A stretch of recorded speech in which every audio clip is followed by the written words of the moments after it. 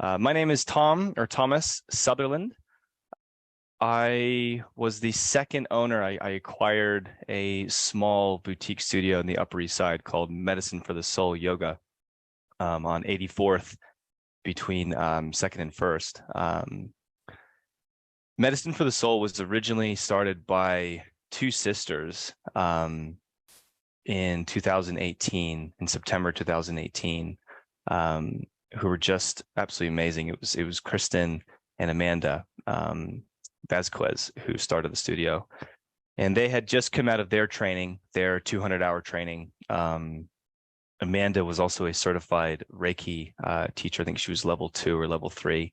And Kristen was more of a power yoga and yin yoga, because that was always a nice mix kind of teacher.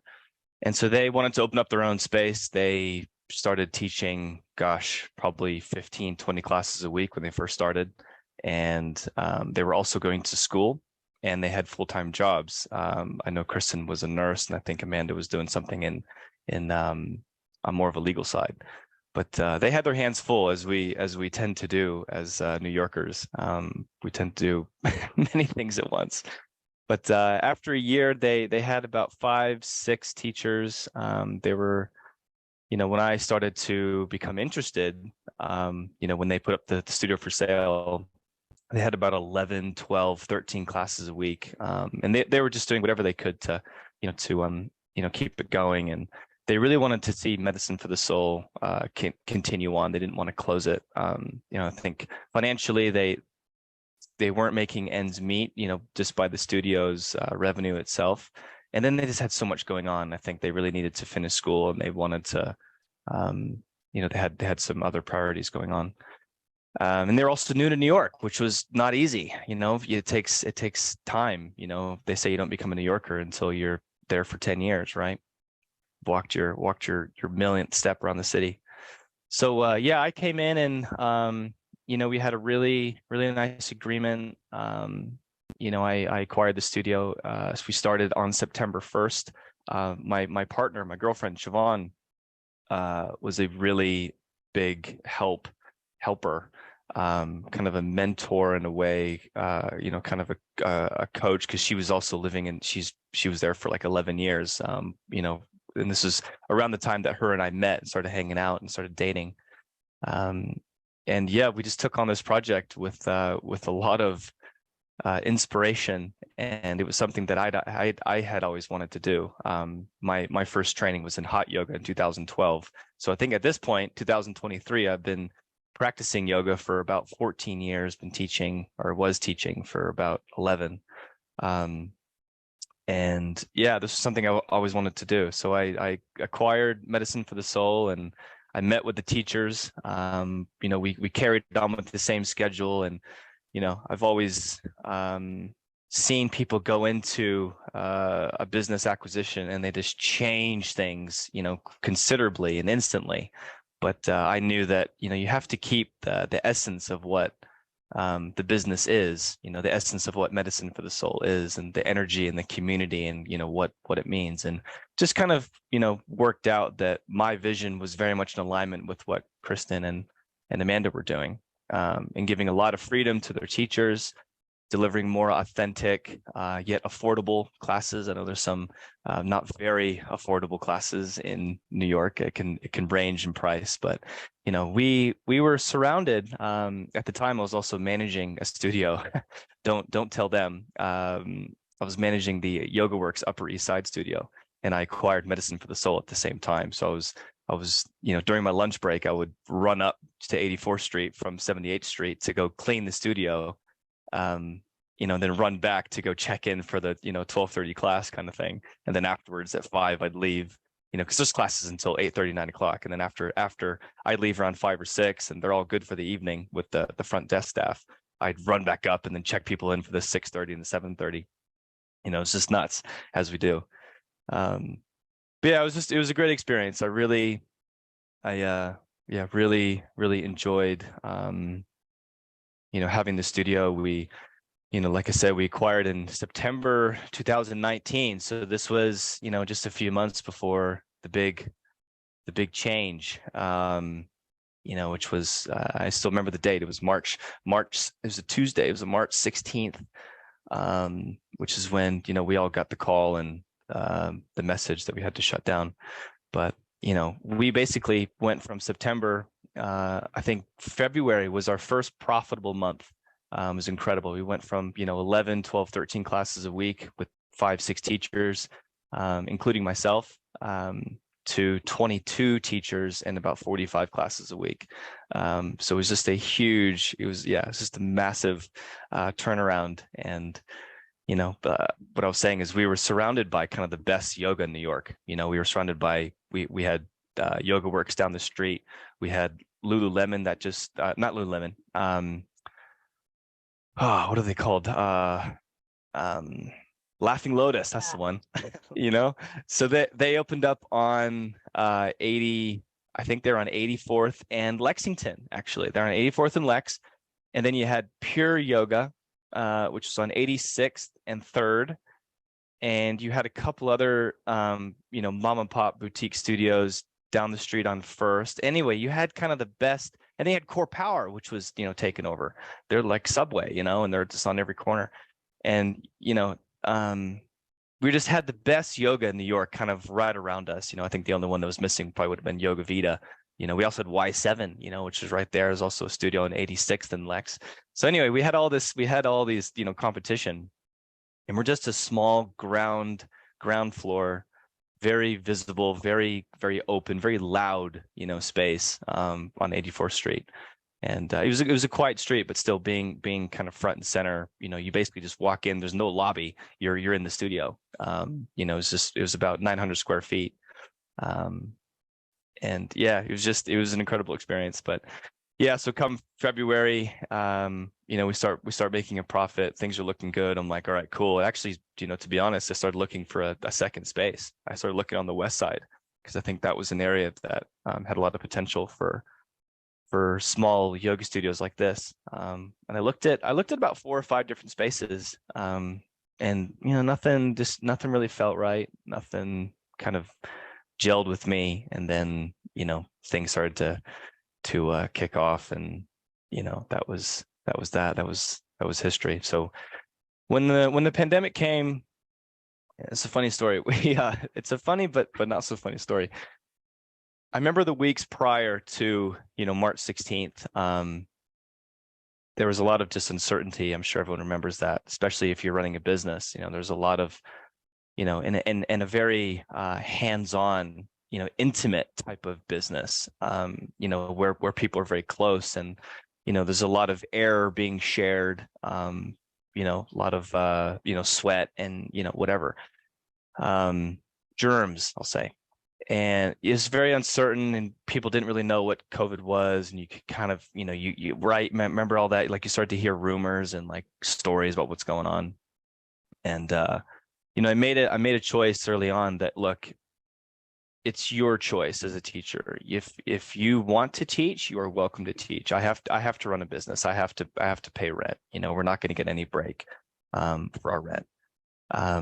But if you don't want to teach, please let me know. Please communicate that, be clear about that. And, that's okay, because we can reduce the schedule. So I know that a lot of studios kind of just shut down immediately, which was fine. Everyone had their own choice. It was very unclear about what to actually do. The final decision came when the government mandate came out, just that we had to actually shut down, which, we did. And, we started quickly. I think after a couple of days, everybody was really in alignment about what to do. It was, the first thing that everyone started doing was teaching online classes, which, everyone was talking about it, right? It was almost like the whole community came together, which was not just yoga studios. It was like martial arts and karate studios. It was gyms. It was, recreation centers. It was all sorts of sports and activities. They all kind of came together and said, personal trainers too, and said, what do we do? It's like, well, we got to take this to video. And I mean, God, it was only 3 years ago, right? It was so primitive, like we're all teaching on Zoom, remember that? It was like, for them as a business, that was just massive. They really just launched, and I remember they had all sorts of problems because there was too many people, actually using their servers. But yeah, we started teaching on Zoom. We started incorporating other types of technology. We actually started streaming live classes with our phones, where we could just set it up on a tripod and then just we're using a couple other services, because we also found out that people didn't actually want to be on Zoom, or if they came on Zoom, they didn't want to talk to anybody or be seen. They didn't want their cameras on. So we kind of incorporated dual technology, which I'm a techie guy. I brought both these technologies into our website, which was on Squarespace at the time. So pretty basic functionality and abilities. But we brought in another piece of technology called Boxcast, which I didn't know until about a year after using it, that it's mostly used for like church services. It's basically you can set up big time production cameras, film cameras, or you can use something like your phone or just a webcam, and it's just simply just a streaming service, and people watch on the other side, and then you just kind of embed it into your website. So we were using that, and that actually turned out to be really popular. And what was great about this service with Boxcast is that every class was recorded. And we had that option too with Zoom, but the quality wasn't great. And I learned very early that in order to succeed with online classes, you had to make the quality higher. So a lot of studios started turning, studios as businesses started turning their studio rooms into like production, like production studios, and started setting up really nice cameras, super elegant backgrounds, nice lighting kits with, the umbrellas and, the whole thing, right? The whole 9 yards. And then, you had to get really good sound too. So you brought in high quality microphones and, all sorts of audio interfaces and all that kind of software and technology. I think one of the best examples early on is someone that, a studio, it's not necessarily a yoga connection here, but someone that I followed for a long time. Oh God, it's called The Class. They did an incredible job, and they actually, at the time this was happening, Vimeo started developing their video platform. They had a name for it, and I reached out to them, to Vimeo, and I had a couple calls, and I remember, at the time, everyone was going remote, and I remember that, like, sales as a service, like salespeople were just killing it, because everyone was adjusting, everyone was transitioning to a different way of doing things. You couldn't be in person, on a fitness level, and then you had to, transition to more of an at home, do it yourself, as a recording or following a teacher live, on video. And Vimeo just like killed it. I remember The Class did an amazing job in their transition, their development. And they were able to, they had a large community. So they had a lot of contacts and data to reach out from, but they brought in all sorts of producers and super high quality equipment. They just made like some of the best quality classes I saw during the pandemic. And, quickly others started to catch on. But ours, for us, it always just stayed very, it was basic, but it was authentic. And, we stayed within our community, and just tried to get the same students that we had going to our in-person classes to come to our online classes. So that was kind of the transition, from purchasing the studio, and then 6 months later, not even, going to an online platform. I mean, it was amazing. I'm always grateful for the teachers that I've met and that worked for medicine. For me I guess I'll back up and make this longer.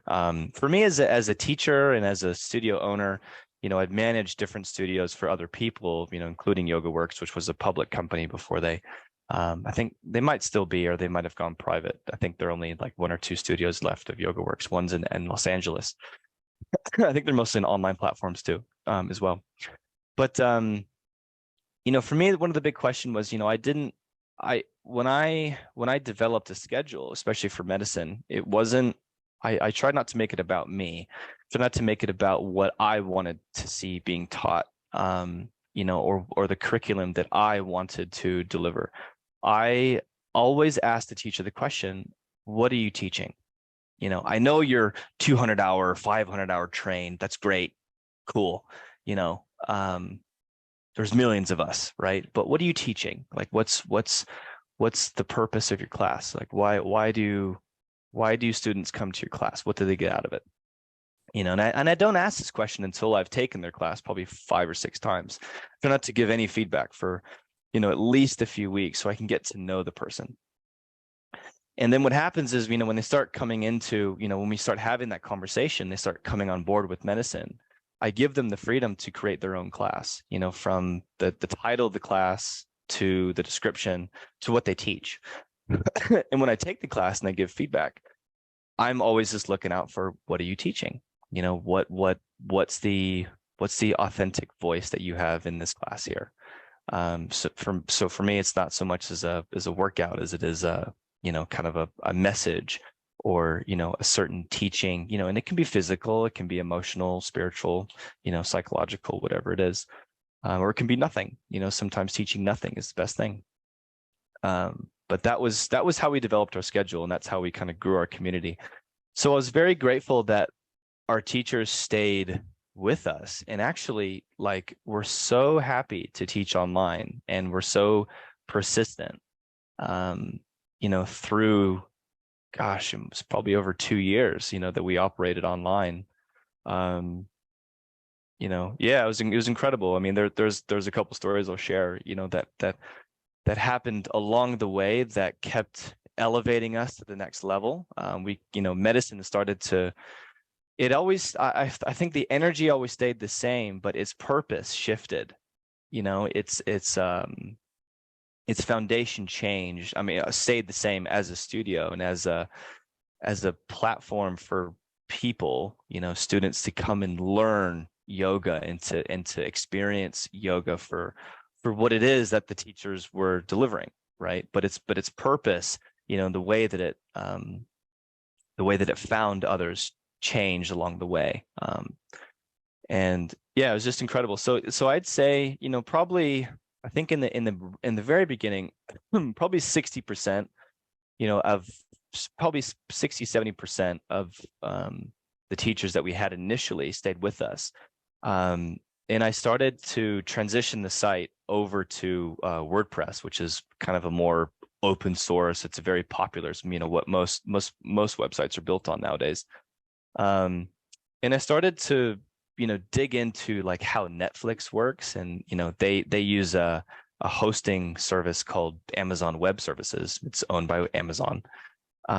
And I started to develop the very same technology. So I was using Zoom, and I was using this service called Boxcast, and I was embedding it into our website. And then I was taking those recorded classes and I was editing them, and then I was posting it onto Amazon Web Services, basically just an upload. And then it was doing all sorts of cool stuff in the back end that would make the video just immediately available no matter where you were in the world. So I don't know, like, if you and then without buffering too, it's kind of a huge part of having a streaming service. Like on Netflix, sometimes you'll click play and like it's fuzzy in the very beginning. It's because of their technology to deliver the content to you as quick as possible without reducing the quality of the video. So and that's the same thing that we did. So otherwise, if you just click play, and you have slow internet, it would take a while to buffer. But if you with this technology, you could just press play and it would just immediately start playing. So we developed that, and started making things globally available. And then I started reaching out for more teachers. Actually, I mean, teaching online is so much different than it is teaching in person. And I mean, sad to say, but it's sometimes a lot of it actually is about personality. It's about looks. It's about how you carry yourself. It's about your confidence. And then, sad to say, online, it's a little bit more of a workout, than it is in person. I guess there's less to feel, person to person. But you're kind of looking for, especially during the pandemic. I mean, I think looking back, we all underestimate how anxious we were and how stressed out we were. I mean, collectively, as well. It's not just personally, but it's like, we're all going, I mean, that phrase was said, a million times a day. We're all in this together. And it's like, we were. And when you look back, you're like, wow, I was just, it's just really so tense, not just, it's not like our fault. It's just like the situation we were in. So one of the cool things, we started to bring on more teachers, and I started to one of the things I would do, I would send out these cool microphones, the same microphones that Equinox uses for all their classes. And I spent so much money, just like sending out all this equipment, but we started to get more and more subscriptions. We set up an online subscription model. I think we were like $14.99 a month or like $149 a year, which, was pretty, I guess was a little bit lower than most. A lot of the mom and pop shops studios were like, $100 a month or, $125 a month. Whereas some of the bigger platforms, like The Class, or YogaWorks or Core Power, like they were all advertising it, $19.99 or $12.99 or, $29.99 a month, and so like I wanted to be more accessible, and that's kind of what Medicine for the Soul always was. It was just a really accessible, really authentic, grounded studio. So I kept that same model and just tried to beat the market with our pricing, and just tried to focus on quantity over quality in that sense. And one of the coolest things that happened to us is we got approached by a company based in California in the Bay Area called Cloudera, which is they're a cloud-based technology service. They're a tech company, so they're from Silicon Valley, and they have about 1,200 employees around the world. And they have a lot of developers in India, a lot of people in China and Japan. Most of their staff is in America and Canada, but they have people down in South America. They have offices over in Europe, and they came to us and they said, look, I was advertising on Google ads and stuff, which is how they found us. And they said, look, this is what we're looking for. We want to give our people, at the time they were, and everyone did this, a lot of companies did this, they started to open up a whole benefits package for their people, which was fitness classes, which was like personal therapy, which was like at-home meal delivery services. I mean, gosh, the list goes on. People were just trying to give as many perks as online cooking classes, like all sorts of stuff, right? Like the list goes on. And Cloudera said, look, we want to give our people some yoga and fitness classes. We like what you have to offer. Can you guys, can you give us, and I'm just, making a summary here. Can you give us a pricing plan for all of our people? And is your website accessible to all of our staff? And this is like 1,200 people, right? So it's a big change from, a 900 square foot studio in Upper East Side, with a maximum of 15 students in the class, to now like as an online platform, with a brand new website on WordPress, now serving, the potential to serve, 1,200 people around the world. And we did the deal. I think it was $1,000 a month they gave us, and that was everything. And I was like, wow, maybe this is where medicine's going. And corporate wellness was becoming a huge thing. I know that teachers, especially in New York, did this on a in-person basis, just small classes, right? But then corporate wellness as an online offering just blew up, just became huge. I remember like a lot of online personal therapy became really huge. Online fitness became huge. I don't know if you, what's the one? There was like the website Calm, the service Calm, or what's the meditation one? Forget for what it was called. So with the DJing, this was, oh man, I love this. It was like part of my passion. I still love to, just kind of mix some music every now and again. But we had a really great teacher who really just started. She actually taught our second to last class in the studio. Her name is Dia Seskin, and she's quite well known. She's a big Instagrammer. She's just the sweetest. I think she's what's the super posh brand, the yoga brand. Yeah. Alo. Yeah, yeah. I'm sure as you can tell, I'm not like a normal yogi. I've dipped into many things in my life, but yeah, Alo. So she's very well supported by Alo, and then also Lululemon and a couple other kind of startup brands. So she's got quite a following. Um, her Instagram is like taken off. She's really big into handstands. But anyway, Dia was she had just done her power training and she was teaching for us. And when we got online, it's like she really started to she had just done her training, and when we started getting online, it's like she just found her voice. And she really just took off. And I there was like a Friday class down in Midtown that would do yoga with a DJ. And no, sorry. You know what it was? It was one of our teachers used to teach at House of Yes in Brooklyn, teach yoga class with a DJ at House of Yes. And I was like, that's a cool concept. And this was, before the pandemic. And so I reached out to all my teachers, said, hey, look, I'm thinking about, starting a Friday night DJ class. Would anyone like to, teach some power to it? And Dia raised her hand and was like, that sounds totally cool. So her and I teamed up. Actually, it was on Tuesdays. We teamed up on. I think we did it for Tuesdays and Fridays, but then we dropped Fridays because everyone just wanted to drink, on Fridays, like pandemic style.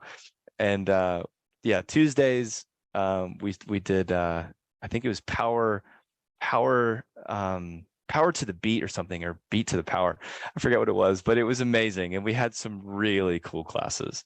None of those are saved because the music's copyright, but we did some really cool stuff, and we had a lot of people join. I mean, sometimes we would advertise to like the world, that like, hey, this is a DJ yoga class, here's the link. And sometimes we'd get like 20 25 people in there, and sometimes we'd have like 6. It just kind of ranged from week to week, but we had some really good fun. It was just blowing up, and so we started to shift that direction, and started to market ourselves as more of a corporate wellness platform. And we still had the individual subscriptions. We were doing both, and we started reaching out. I don't even know how we got some of these contacts, but I think I purchased some data from some people, and then I was reaching out. I was just doing a lot of research. I was doing a lot of prospecting myself, and that was kind of my job then. I wasn't really teaching anymore. I was more of a salesperson. Just trying to. This was like my full-time job, and I was just trying to grow it, and I really saw a lot of potential here. So I think at the end we had 6 corporate companies that were signed on with us. So we were, had an income of about $6,000 to $7,000 a month. And then we were doing, individual like events, for those companies, which would, pay us pretty well. The teachers would get paid extremely well. If they did like just a kind of a one-off corporate class for that company, kind of like as an event, like an all hands, like let's all get together on a Friday afternoon and just unplug by plugging into Zoom. So it was go figure. But yeah, that was where we went with it, and it was incredible. So yeah, long story short, towards as I always had the feeling underneath all of this initiative that this was just a temporary solution. I just didn't know how relevant all this effort was going to be when because the pandemic was going to end. It was just inevitable. People thought it was going to go on forever. Like we'd always be in a pandemic, but we would get used to it. And COVID hasn't gone away, but it's certainly like I went to a jazz club last night, and it's like no one had a mask on. and it just felt really relaxed and laid back, and there was just no stress at all, and we're, you know, having a couple of beers and just enjoying ourselves. You know, it's like, it was just like before, but different, you know, because we all had a change in perspective.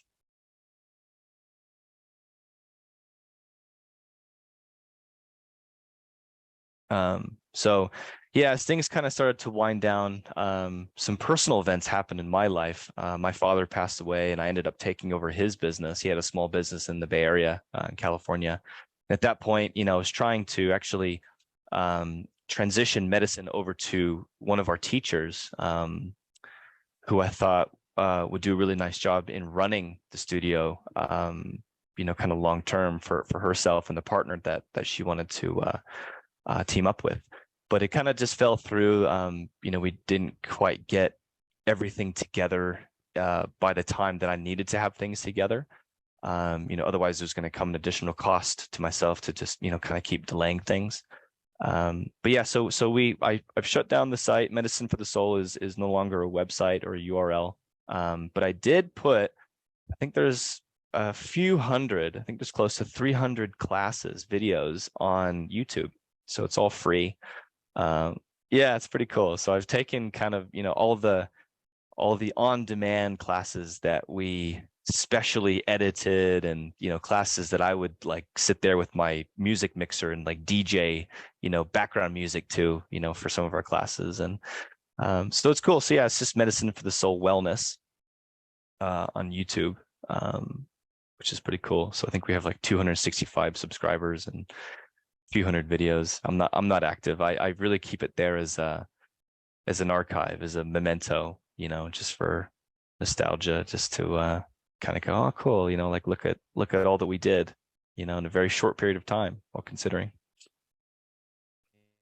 I guess during my travels, I've taught for a lot of studios in like 12 different countries, and I've seen a lot of studios close or, you know, transition to new owners for very, you know, whatever, right? It's just, I mean, this happens in every industry.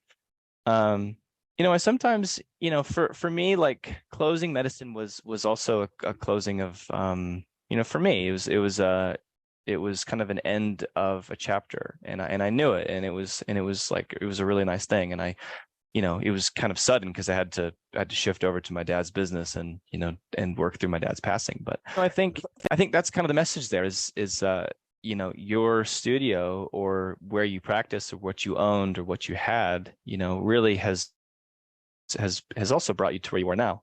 You know, and so I look at medicine as like, you know, as really something great that I did, you know, that we did, not I. It was something great that we collectively achieved together and like built together.